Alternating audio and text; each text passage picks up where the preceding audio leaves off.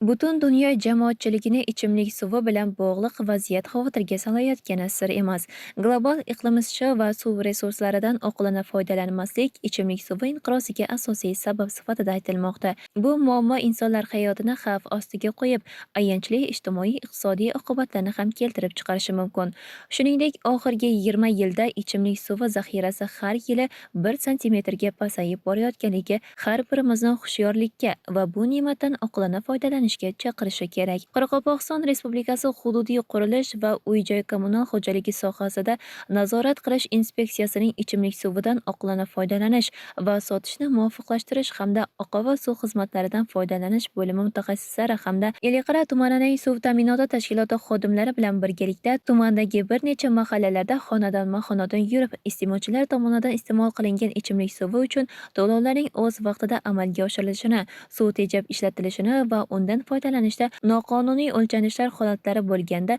inspeksiya tomonidan O'zbekiston Respublikasi Ma'muriy javobgarlik to'g'risidagi kodeksining 163-moddasi birinchi qismi bo'yicha vodoprovod tarmoqlariga o'zboshimchalik bilan ulanish hamda vodoprovoddan foydalanish qoidalarini boshqacha tarzda buzish, yer ishari va boshqa ishlarni bajarayotganda vodoprovod tarmoqlarini muhofaza qilish qoidalarini buzish va sharti bu hol ularning shikastlanishiga sabab bo'lishi yoxud sovuq yoki issiq suvni hisobga olish asboblariga shu jumladan ularning plombalariga qasddan shikast yetkazish, xuddi shuningdek bunday hisobga olish asboblarining ko'rsatkichlarini o'zgartirish maqsadida ularga tashqaridan aralashish fuqarolarga bazaviy hisoblash miqdorining 10 baravaridan 15 baravarigacha, mansabdor shaxslarga esa 15 baravaridan 25 baravarigacha miqdorida jarimaga tortish belgilangan. O'rganishlar davomida qayd etilgan ichimlik suvi uchun to'lovlarning o'z vaqtida amalga oshirilishi, suvni tejab ishlatish va undan foydalanishda noqonuniy ulanishlar holatlarining oldini olish bo'yicha fuqarolarga tushuntirish ishlari olib borildi.